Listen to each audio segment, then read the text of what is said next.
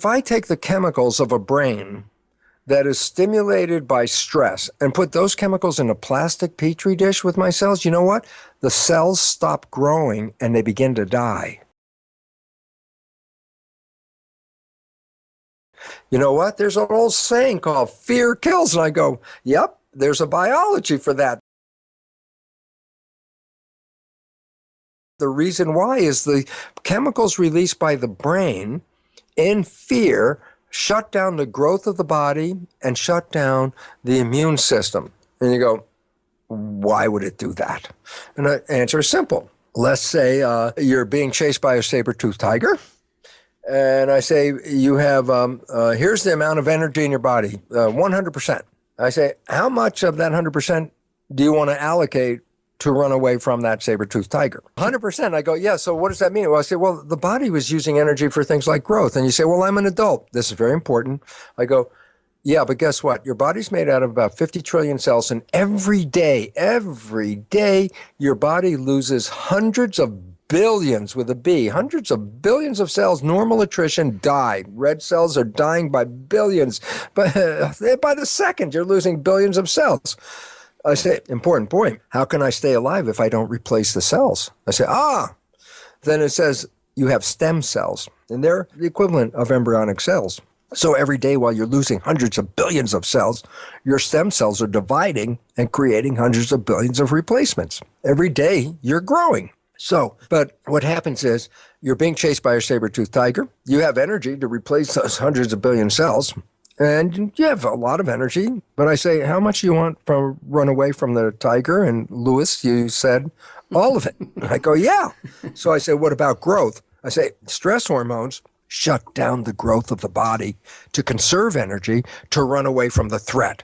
So the moment you're in stress, you stop replacing the body cells. Well, that sounds like a very negative thing.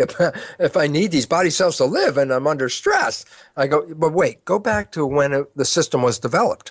100,000 years ago, 200,000, a million years ago. I say, well, what stress did you have? I say, run away from the saber-toothed tiger. That's a big stress. See, but when the system was designed, that long time period ago, I said, well, what are the stresses you have? I said, well, okay, running away from the tiger. I said, does that happen every day, all day? And I go, no, that's an event when it happens. It's rare, but you run away from the tiger. And I say, well, okay, so you escape the tiger. Now what? And I said, well, no more stress.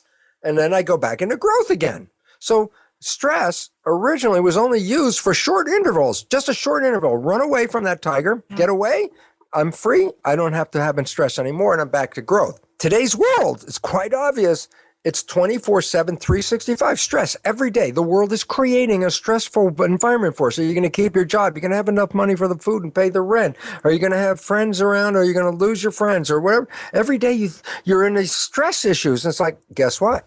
Every day you're releasing stress hormones. Every day you're inhibiting the health of your cells that are being replaced. They're not being replaced very quickly. In fact, that's one of the causes of illness. And the second cause of illness is also from stress, and that is this. The immune system, which uses a lot of energy. And I say, well, you know that, because if you've ever been sick, you didn't have enough energy to get out of bed. That's how much the immune system is using. It uses a lot. So we go back to the situation. I say, okay, you happen to have a bacterial infection, a bad case of diarrhea happens to be brewing right now, but you're also being chased by a saber-toothed tiger. How much of your energy do you want to fight the diarrhea bacterial infection, and how much do you want to run away from the tiger? So the issue is this. Stress hormones conserve energy from the immune system by, guess what? Inhibiting the immune system function. When you're stressed, you don't want to use all that energy to be in bed and recover. You want to run away from that tiger. So I say, well, you got this bacterial infection. You got a tiger chasing you. Who cares about the infection? Simple reason, as Luis said, if the tiger catches you, the bacterial infection is not your problem anymore. And so the significance is stress has now done two things. One, it shuts down the growth of the body to conserve energy so that you could run away from that tiger. And two, it shuts down or inhibits the immune system, which is protecting you from threat, but internal threat. And the result is what? Stress, and this is a fact. This is it. You ready?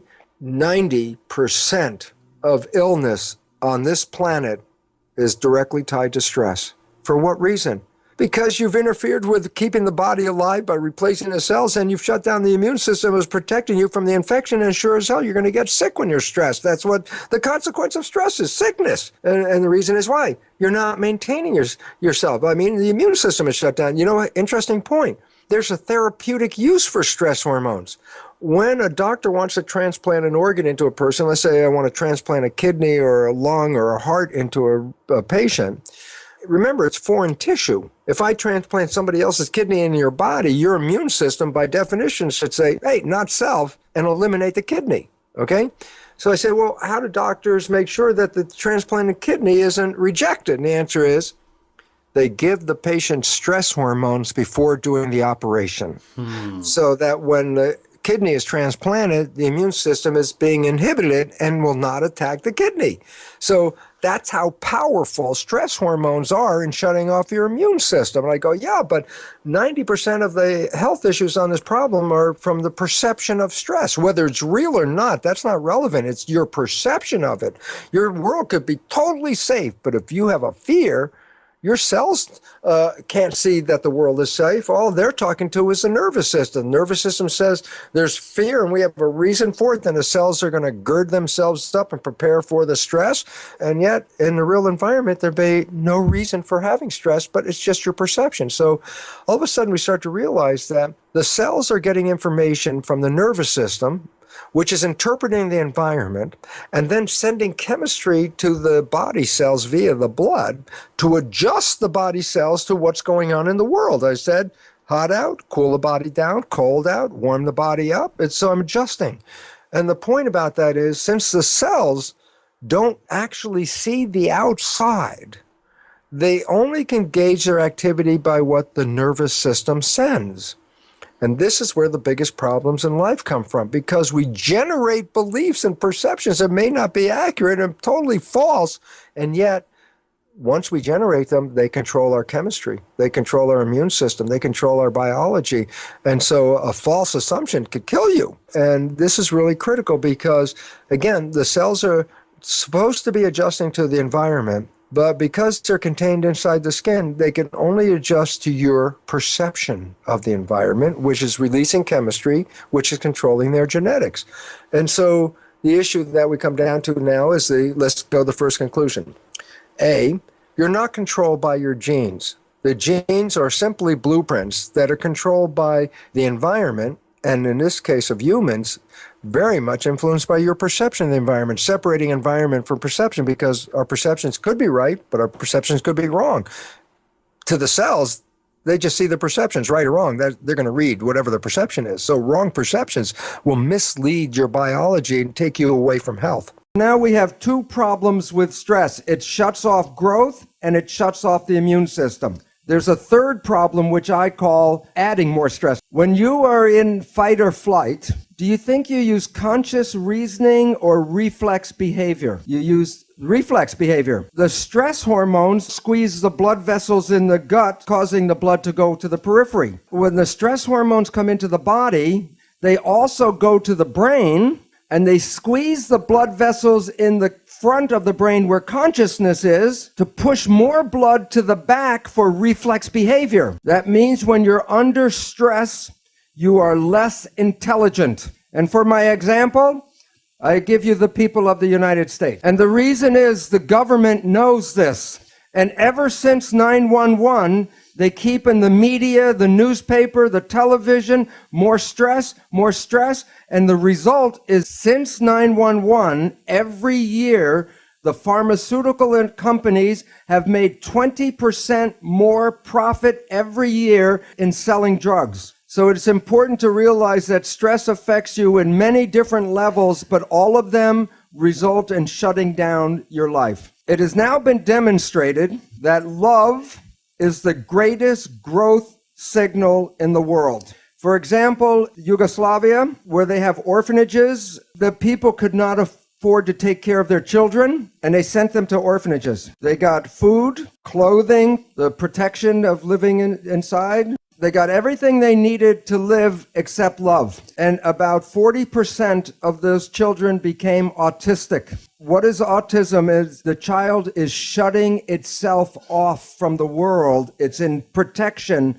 closing itself down. And all of the parameters of health and intelligence in these children were greatly suppressed. They got everything but love. The issue is, when we are in this direction in protection, we shut off growth, and that's when illness starts. So when we're on this side of the scale, protection leads to disease, and growth leads to wellness. And I said, well, what causes this disease? And the answer is stress.